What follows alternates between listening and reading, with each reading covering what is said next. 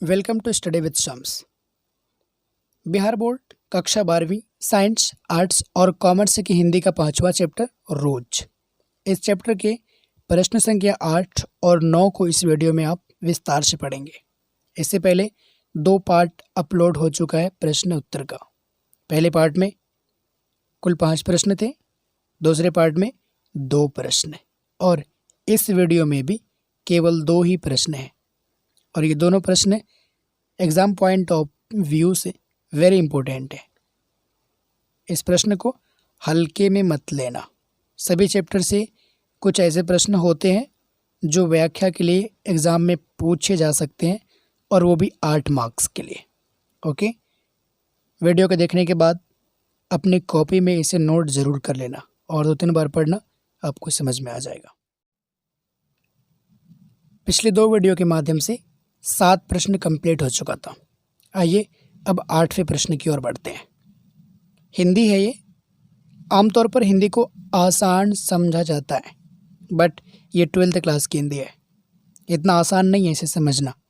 अगर ध्यान से नहीं देखोगे तो ये समझ में नहीं आएगा, दिमाग में नहीं घुसेगा ये। ओके, तो मैं आपसे ये कहना चाह रहा हूँ कि आप अपने ध्यान को 100% इस वीडियो की ओर कीजिए। आगे बढ़ते हैं। 8वां प्रश्न कुछ इस प्रकार शुरू होता है कि 3 बज गए, 4 बज गए, 11 बज गए। कहानी में घंटों की इस खड़कों के साथ साथ मालती की उपस्थिति है। घंटा बजने का मालती से क्या संबंध है? ये 8वां प्रश्न है। अपने बुक को ओपन करोगे और देखोगे तो 8वां प्रश्न आपको यही मिलेगा। ओके, और ये 3 बज गए, 4 बज गए, 11 बज गए, इसका प्रयोग हुआ है कहानी में। मैंने व्याख्या वाली वीडियो में स्पष्ट रूप से बता दिया इस सभी चीज़ को। ओके, आइए इसके उत्तर को देखते हैं। ऐसा लगता है कि मालती प्रत्येक घंटे को गिनती रहती है। समय उसके लिए पहाड़ जैसा है। 1 घंटा बीतने पर उसे लगता है कि एक मनहूस घंटा तो बीता। घर में नौकर नहीं है उनके, तो बर्तन धोने के लिए पानी चाहिए जो रोज़ ही वक्त पर नहीं आता है। कहानी में मालती एक वाक्य कहती है अतिथि से। अतिथि यानी कि उनके दूर के रिश्ते के भाई। कौन सा वाक्य है? देखो इस जगह ये वाला वाक्य है, रोज ही ऐसा होता है। ये वाक्य मालती की विवशता को प्रकट करती है। अतिथि यानी कि उसके दूर के रिश्ते के जो भाई थे, जो उसके घर पर आए थे, उसी से ये वाक्य कहती है। कुछ बातचीत हो रहा था उन दोनों में, तो बीच में मालती कहती है कि रोज ही ऐसा होता है। तो इस वाक्य से मालती की विवशता प्रकट होती है। इससे दिखाई देता है कि मालती कितना विवश है। सुबह से रात 11 बजे तक मालती घर के काम में व्यस्त रहती है। महेश्वर का सुबह शाम डिस्पेंसरी जाना और उसके बच्चे का रोना, सब कुछ एक जैसा ही है।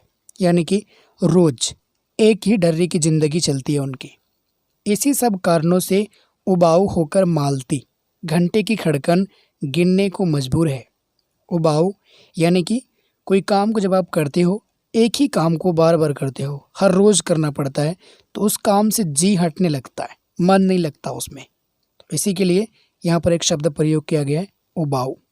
क्योंकि मालती का जो बच्चा है ये रोज़ ही उसे परेशान करता है और उसका जो पति है वो सुबह शाम हर दिन उनका आना जाना रहता है डिस्पेंसरी पर। ओके, और भी बहुत सारे काम हैं जिसको मालती अंजाम देती है सुबह से लेकर के शाम तक। तो इन सब सारी बातों से मालती जो है उबाऊ हो जाती है, उनका जीवन उब जाता है। ओके, इसी सब कारणों से उबाऊ होकर मालती घंटे की खड़कन गिनने को मजबूर है। जैसे ही उसका घंटा पार होता है, थोड़ी राहत महसूस करती है। आपके एग्ज़ाम में कहा जाता है कि अपने शब्दों में उत्तर लिखें।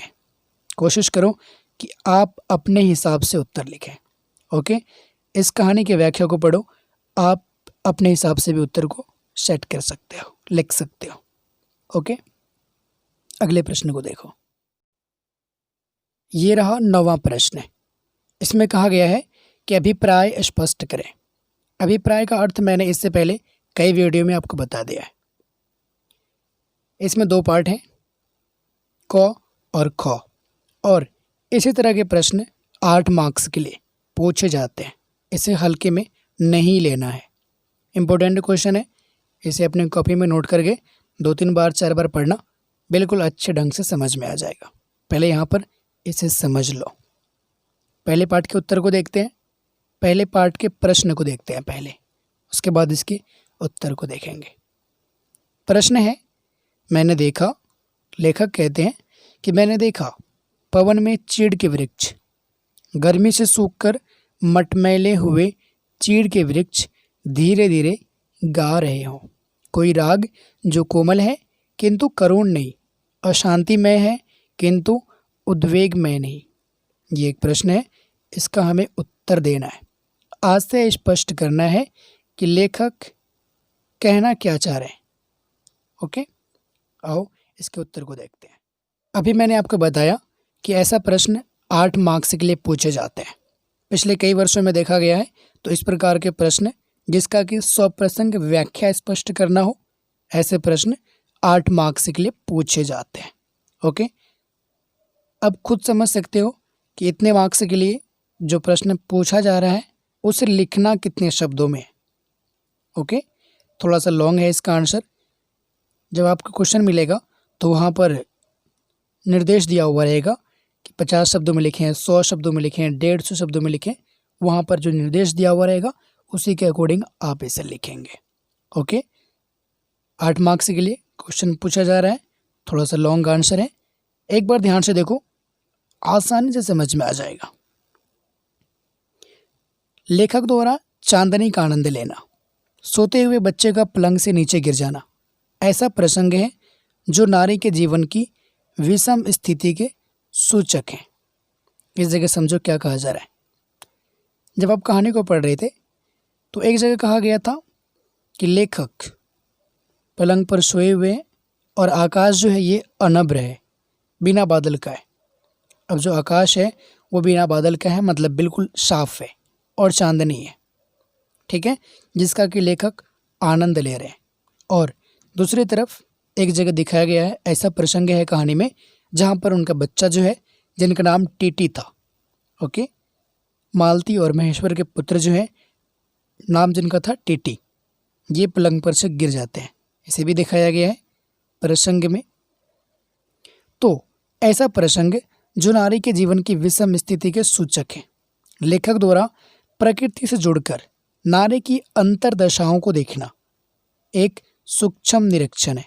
ये लेखक जो है अपने आप को प्रकृति में विलीन होकर, मिल करके, ओके, अपने आप को प्रकृति से जुड़ करके नारी की अंतर्दशाओं को, मतलब नारी के अंदर क्या क्या होता है, उसे कितना कुछ करना पड़ता है, घर के काम में कितना व्यस्त रहना पड़ता है, इनको देखने का ये सूक्ष्म निरीक्षण है, मतलब बिल्कुल शॉर्ट है। हालांकि नारी के जीवन में इससे भी बड़ी विषम परिस्थिति होती है, लेकिन ये जो यहाँ पर दिखाया गया है जितनी बातों को, ये सूक्ष्म है, मतलब छोटा है, कम है। ओके, आगे देखो, क्वेश्चन में क्या कहा गया है, चीड़ के वृक्ष। तो जो क्वेश्चन में कहा गया है उसके बारे में हमें आशय स्पष्ट करना है। चीड़ के वृक्ष का गर्मी से सूखकर मटमैला होना, ये मालती के नीरस जीवन का प्रतीक है। लेखक ने कहा है कि चीड़ के वृक्ष का गर्मी से सूखकर मटमैला होना, इससे लेखक कहना क्या चाह रहे हैं? लेखक ये कहना चाह रहे हैं कि मालती का जो जीवन है ये बिल्कुल नीरस है, अलग टाइप का है, कोई इंटरटेनमेंट, कोई मनोरंजन उनके जीवन में बिल्कुल भी नहीं है। ओके, आगे कहते हैं कि चीड़ के वृक्ष जो धीरे धीरे गा रहे हैं, कोई राग जो कोमल है, ये नारी के कोमल भावनाओं के प्रतीक हैं। नारी के कोमल भावनाओं के प्रतीक हैं। आगे कहते हैं किंतु करुण नहीं और शांतिमय है। देखो, थोड़ा सा समझ के इस जगह पढ़ोगे बिल्कुल आसान लगेगा। ये चीज़ जो है ना, किंतु करुण नहीं और शांतिमय है, चीड़ के वृक्ष का गर्मी से सूखकर मटमैला होना, ये सब प्रश्न है। हमें उत्तर किस जगह से मिल रहा है? इस जगह से। देखो, चीड़ के वृक्ष का गर्मी से सूखकर मटमैला होना, ये मालती के नीरस जीवन का प्रतीक है। यहाँ तक तो लेखक ने कह ही दिया है, ठीक है। इस जगह से हमने अपना उत्तर लिखा है। ये मालती के जीवन का, नीरस जीवन का प्रतीक है। ओके, और प्रश्न में एक जगह ये भी है, चीड़ के वृक्ष जो धीरे धीरे गा रहे हैं। मैं आपको प्रश्न दिखाता हूँ, गौर से देखो। इस जगह चीड़ के वृक्ष धीरे धीरे गा रहे हो, कोई राग जो कोमल है किंतु करुण नहीं, अशांतिमय है किंतु उद्वेगमय नहीं। ये प्रश्न है ना, वही चीज़ को यहाँ पर लिखा गया है। ओके, किंतु करुण नहीं, अशांतिमय है किंतु उद्वेगमय नहीं, ये प्रश्न है, मतलब जो लेखक ने पूछा है। ओके, अब यहाँ से आपका उत्तर स्टार्ट होता है। इस जगह से ये मालती के नीरस जीवन का वातावरण से समझौता का प्रतीक है। ये मालती के नीरस जीवन का वातावरण से समझौता का प्रतीक है। बहुत ही आसान है, थोड़ा सा आप ध्यान दे दोगे इधर तो आपको आसानी से समझ में आ जाएगा। 2-3 बात थी, एक बार फिर से पढ़ते हैं और अच्छे ढंग से समझ में आ जाएगा। चीड़ के वृक्ष का गर्मी से सूखकर मटमैला होना, ऐसा लेखक ने कहा है। तो इसका जो है संबंध ये मालती के नीरस जीवन से है। ठीक, चीड़ के वृक्ष जो धीरे धीरे गा रहे हैं, कोई राग जो कोमल है, ये नारी के कोमल भावनाओं का प्रतीक है। उसके बाद एट लास्ट तीसरा पॉइंट में, किंतु करुण नहीं, अशांतिमय है किंतु उद्वेगमय नहीं, ऐसा लेखक ने कहा है ना। तो इस जगह से आप देख सकते हैं कि ये मालती के नीरस जीवन का वातावरण से समझौता का प्रतीक है। एक तो मालती का जीवन नीरस है, और दूसरी बात कि मालती ने वातावरण से समझौता भी कर लिया है। जैसा उसका वातावरण है वैसे वातावरण में वो ढल चुकी है। ओके, हमें जानना चाहिए कि जहाँ उद्वेग होगी वहीं सरसता होगी, परंतु मालती के जीवन में सरसता नहीं है। उनकी ज़िंदगी रोज़ एक ही ढर्रे पर चलती है, रोज़ एक ही तरह की काम, रोज़ एक ही तरह का काम उनकी ज़िंदगी को उबाऊ बनाती है। मालती के लिए यह एक त्रासदी है। ओके, नारी के जीवन में जो राग और रंग होने चाहिए वो इसकी ज़िंदगी में नहीं है। वो घुटन भरी ज़िंदगी से समझौता कर चुकी है, समझौता कर लेती है। यही उसके अशांति का कारण है। मालती को अपना जीवन मात्र घंटों में ही दिखाई देता है। वह घंटों से छूटने का प्रयास करने के बजाय उसके निकलने पर थोड़ी राहत महसूस तो करती है, परंतु घंटे के फिर आगे आ जाने पर नीरस हो जाती है। अब घंटे का क्या मतलब है, क्योंकि हर घंटे में उसे अलग अलग काम को अंजाम देना होता है। ओके, यही राग है जो कोमल है किंतु करुण नहीं, अशांतिमय है। ओके, मेरी समझ से लेखक के कहने का आशय यही है। अगर आप इतना भी लिख देंगे तो काफ़ी अच्छी बात है। थोड़ा सा डिफ़िकल्ट सुनने में लगता है, बट ये बहुत ही आसान है। जब आप 3 बार 4 बार इसको खुद से लिख करके पढ़ोगे तो आपको बहुत ही आसान लगेगा। मैं आपसे रिक्वेस्ट करूँगा कि आप इसे अपने कॉपी में नोट ज़रूर कर लेना। एक बार पूरी वीडियो को देख लो और उसके बाद इसे आप अपनी कॉपी में नोट करके 5 बार 6 बार 10 बार 100 बार पढ़ो, समझ में आ जाएगा। ओके, ये मेरा हम्बल रिक्वेस्ट है आपसे। 9वां प्रश्न का पहला पार्ट तो कंप्लीट हुआ। अब अगले पार्ट को देखते हैं। अब आइए इस प्रश्न के दूसरे भाग पर गौर करते हैं। इस प्रश्न का दूसरा भाग है, इस समय मैं यही सोच रहा था कि उद्दित और चंचल मालती आज कितनी सीधी हो गई है, कितनी शांत, और एक अखबार के टुकड़े को तरसती है। ये क्या? ये प्रश्न है, आपको इसका आशय स्पष्ट करना है। अपने बुक को ओपन करके देखोगे तो आपको ये प्रश्न मिलेगा। ऐसे प्रश्न अभी तक हमने जितने चैप्टर को पढ़ा है सभी में मिले हैं, जिसका आशय स्पष्ट करना। मैंने आपको बताया है कि आशय स्पष्ट करने वाला या 100 प्रसंग व्याख्या करने वाला प्रश्न 8 मार्क्स के लिए पूछे जाते हैं, तो इसको पढ़ना बहुत ज़रूरी हो जाता है। ये दोनों भाग इम्पोर्टेंट है, अपने कॉपी में नोट करके इसे 4-5 बार कम से कम पढ़ लेना। ओके, आइए इसके उत्तर को देखते हैं। लेखक मालती के बचपन के दिनों को याद करते हैं कि मालती कितनी चंचल लड़की थी। जब हम स्कूल में भर्ती हुए थे तो हम हाजिरी हो चुकने के बाद चोरी से क्लास से भाग जाते थे और दूर के बगीचों के पेड़ों पर चढ़कर कच्ची अमियाँ तोड़ तोड़ खाते थे। अमियाँ यानी कि आम, इस जगह एक शब्द है ना अमियाँ, जिसको आम बोलते हैं, लेकिन ये आम नहीं है। आम का छोटा छोटा फल जो होता है ना, आम बनने से पहले, बड़ा होने से पहले, जिसे कि बिहार के अलग अलग ज़िले में अलग अलग नाम से पुकारा जाता है। ये खाने में थोड़ा सा खट्टा लगता है। अपने ज़िले की बात करूँ मैं तो इसे टिकोला बोला जाता है। ओके, आगे देखिए। मालती पढ़ती भी नहीं थी, उसके माता पिता तंग थे।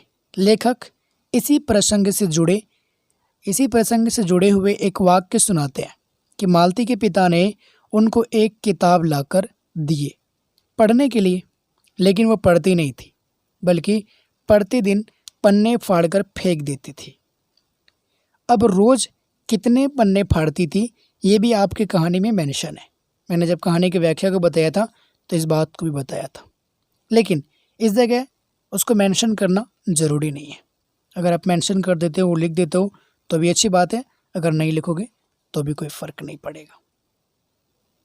लेखक चिंतित है कि मालती शादी से पहले कितनी चंचल थी, लेकिन शादी और एक बच्चा यानी कि पुत्र होने के बाद वो इतनी बदल कैसे गई।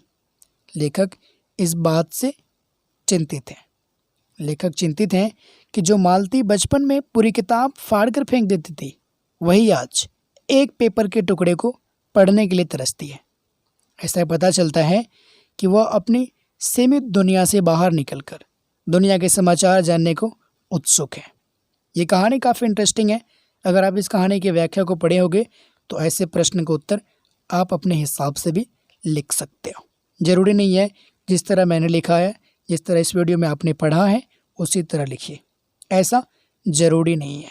और हाँ, इस तरह भी आप लिख देंगे तो भी कोई हर्ज नहीं है। अपने हिसाब से अगर आप लिखोगे तो आपको याद रहेगा, आपके अंडरस्टैंडिंग पावर जो है ये बढ़ेगी और अपने एग्ज़ाम में भी आप आसानी से लिख सकते हो। तो कोशिश करना कि उत्तर को प्रत्येक उत्तर को अपने हिसाब से लिखा जाए। ओके, उपर्युक्त बातों से लेखक के कहने का आशय स्पष्ट होता है। आप इतना सा अगर लिख दोगे तो बहुत बढ़िया, नहीं लिखोगे तो भी कोई बात नहीं है। ओके, अब इससे अगले वाले पार्ट में इसके 2 प्रश्न बचे हुए, दोनों को कंप्लीट कर दिया जाएगा। पार्ट 1 और पार्ट 2 की वीडियो को आपने नहीं देखा है तो आप उसे अवश्य देख लेना, और साथ में इस वीडियो के व्याख्या को देखना बहुत ज़रूरी है अगर आप सीरियसली पढ़ना चाहते हो तो। और अंत में इतना कहना चाहूँगा कि अपने प्यार और सपोर्ट को हम तक पहुँचाने के लिए इस वीडियो को एक लाइक अवश्य कीजिए। अपने दोस्तों को इस चैनल के बारे में अवश्य बताइए। इतनी देर तक साथ बने रहने के लिए थैंक यू सो मच। अगली वीडियो में जल्दी ही मिलते हैं। सी यू, लव यू ऑल।